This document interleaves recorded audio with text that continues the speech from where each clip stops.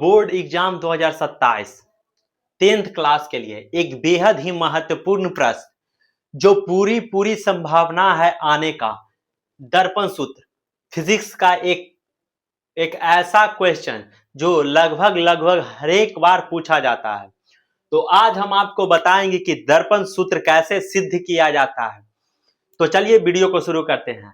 इसके पहले अगर आप मेरे चैनल पे पहली बार आए हैं तो आप इसके पहले जो हम पढ़ा चुके हैं वो भी आप जाकर के देख सकते हैं। अंकित भैया की क्लास में आप सभी का स्वागत है और आज आप पढ़ेंगे दर्पण सूत्र। अब दर्पण सूत्र के लिए सबसे पहले हम क्या करेंगे, दर्पण लेंगे। दर्पण सूत्र सिद्ध करना है तो सिद्ध करने के लिए क्या लेंगे, दर्पण लेंगे। अब दर्पण हम लिए mn एक दर्पण है जो कैसा दर्पण है, अवतल दर्पण है। mn कैसा दर्पण है, अवतल। कैसा दर्पण है, अवतल दर्पण। हम पहले भी आपको पढ़ा चुके हैं अवतल दर्पण और उत्तल दर्पण के बारे में। तो mn एक अवतल दर्पण है।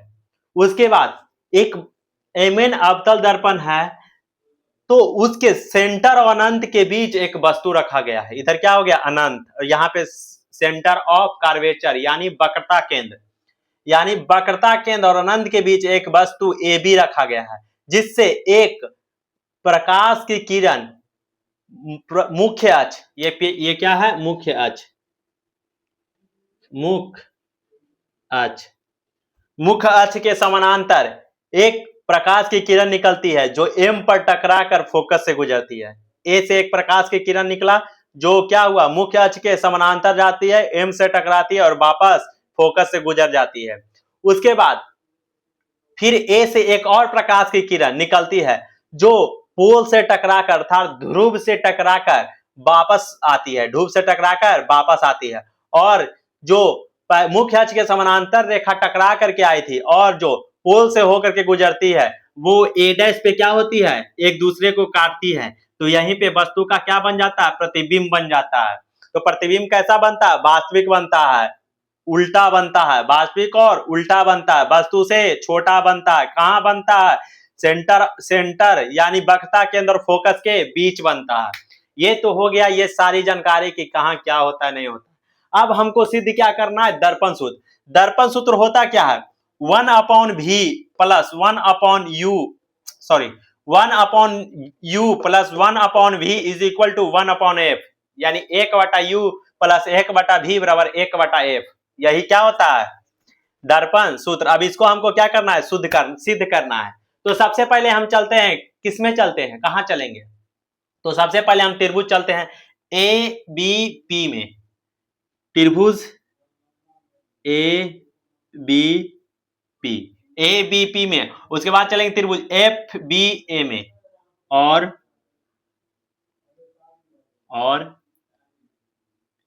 B' A' और F दोनों क्या है, समरूप है, समरूप त्रिभुज है, समरूप है। आप लोग मैथ में पढ़े होंगे त्रिभुज समरूप कैसे होते हैं। तो यहाँ पे ये दोनों त्रिभुज क्या है, समरूप है, त्रिभुज समरूप है। अब त्रिभुज समरूप होगा तो क्या होगा, बड़ी ये इसका जो बड़ा वाला ये भुजा होगा ये इसके बराबर हो जाएगा, यानी AB बराबर क्या हो जाएगा, AB बराबर B' A', AB बराबर B' A'। उसके बाद ये जो बड़ा वाला B से P दिख रहा है ये छोटा के बराबर B' P' के बराबर हो जाएगा, यानी BP बराबर B' और P हो जाएगा। अब यहाँ पे हम लोग देख सकते हैं क्या देख सकते हैं। अब देखो ये हो गया। अब चलते हैं त्रिभुज। अब ये त्रिभुज B' A' F में, त्रिभुज B' A' और F, और उसके बाद चलेंगे त्रिभुज किसमें, M F और P। M क्या है, P के लंबवत है, और क्या होगा, M F P, त्रिभुज M F P समरूप है। क्यों, क्योंकि M P के लंबवत है, M P के लंबवत है। अब क्या करेंगे, ये दोनों त्रिभुज जब समरूप हो गए तो इसमें क्या हो जाएगा, एमपी किसके बराबर हो जाएगा? बी डैश ए डैश के बराबर, यानी एमपी किसके बराबर? बी डैश के बराबर, ये बी डैश ए डैश के बराबर, बी डैश ए डैश के बराबर, ये हो गया। अब हम क्या करेंगे, ये वाला इसके बराबर हो गया, अब ये वाला इसके बराबर हो जाएगा ना, ये इसके बराबर, तो एफ पी बराबर या पी एफ बराबर B dash F, B dash F. अब यहां पे देखो, इसकी ऊंचाई इसके समानांतर गया, तो इसकी जो ए बी की ऊंचाई होगी वही एमपी की ऊंचाई होगी कि नहीं होगी? जो ए बी की ऊंचाई होगी वही एम और पी की ऊंचाई होगी। तो यहां पे हम एमपी बराबर क्या हो जाएगा, ए बी बराबर P dash A dash is equal to P F बटा बी डैश एफ। ये समीकरण 1 था, अब ये समीकरण क्या हो गया, 2 हो गया। क्यों? क्योंकि क्या हुआ, क्या है, बी डैश बराबर ए बी बराबर एम पी, इसीलिए हो गया। अब समीकरण 1 और 2 से तुलना करेंगे, 1 और 2 की तुलना करेंगे। देखो तो फिर देखो, ए डैश बी डैश बराबर P F B F, A B बटा B dash A dash, A B बराबर बी डैश ए डैश बराबर बीपी बटा बी डैश पी, और यहाँ पे देखो ए बी बटा बी डैश ए डैश बराबर पी एफ बटा बी डैश एफ। तो ये दोनों को बराबर हम कर देंगे ना, क्योंकि इस साइड दोनों क्या है, इसका भी सेम है इसका भी सेम है, तो बीपी बटा बी डैश पी डैश बराबर पी एफ बटा बी डैश एफ हो जाएगा। तो यहाँ पे हम कर देते हैं 1 और 2 से, 1 और 2, समीकरण 1 और 2 से, तो यहाँ पे क्या हो जाएगा, पीबी बटा B dash P, B dash P equal to क्या हो जाएगा, पी एफ बटा बी डैश एफ। अब इसको क्या करना है, अब इधर हम करते हैं, यहां तक तो हो गया।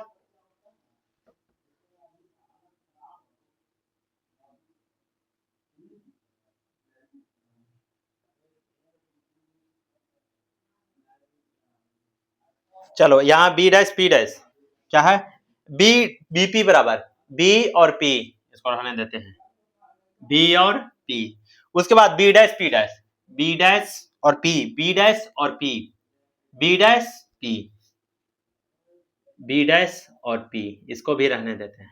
अब आते हैं पी और एफ, कहां गया, पी और एफ, पी और एफ, पी और एफ, इसको रहने देते हैं। उसके बाद बी डैश एफ, कहां गया, B dash F, B dash F कैसे निकलेगा, बी डैश एफ, अगर हम बी डैश एफ जो है, बी डैश एफ हमको निकालना है, तो P B, B dash P में से, बी डैश पी में से अगर बी डैश एफ घटा देंगे, ये एफ पी घटा देंगे, तो क्या निकल जाएगा, बी डैश एफ निकल जाएगा, वही किए हैं।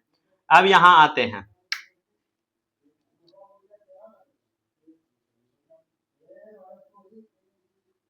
अब यहां पे देखिए, इसको हम ऐसे भी लिख सकते हैं, बी डैश पी बराबर बीपी बराबर में B dash P minus F P बटा में पी एफ, लिख सकते हैं इसको इस प्रकार से। अब इसके आगे, अब इसको दर्शा देना, बी डैश पी बराबर क्या है, बी डैश पी बराबर माइनस भी, क्या लिख दिए, माइनस भी। उसके बाद देखो माइनस भी है, उसके बाद बीपी बराबर क्या है, देखो बीपी बराबर वस्तु की दूरी माइनस में यू, क्या कर देंगे, माइनस में यू।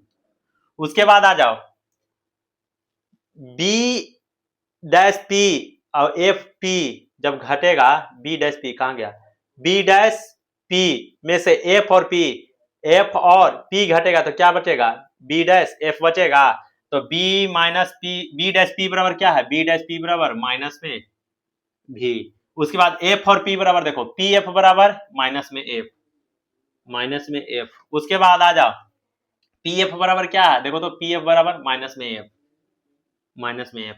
अब इसके बाद आगे क्या करेंगे, देखो एफ को इधर ले आओ, माइनस में माइनस माइनस क्या हो जाएगा, प्लस, यानी एफ और भी, इधर क्या हो जाएगा, माइनस माइनस प्लस, प्लस हो जाएगा, प्लस क्या हो जाएगा, भी और यू, और ये भी माइनस माइनस प्लस एफ और यू। ठीक, अब इसको एफ को इधर ले आओ, एफ और, तो एफ भी माइनस में एफ यू बराबर भी यू, यही ना हो जाएगा।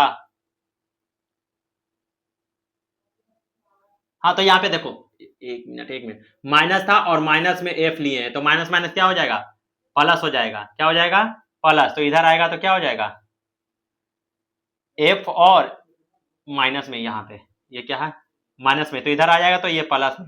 एफ कॉमन ले लिए तो क्या बच गया, भी बटा यू बराबर में क्या बच गया, यू भी, यही बचा ना।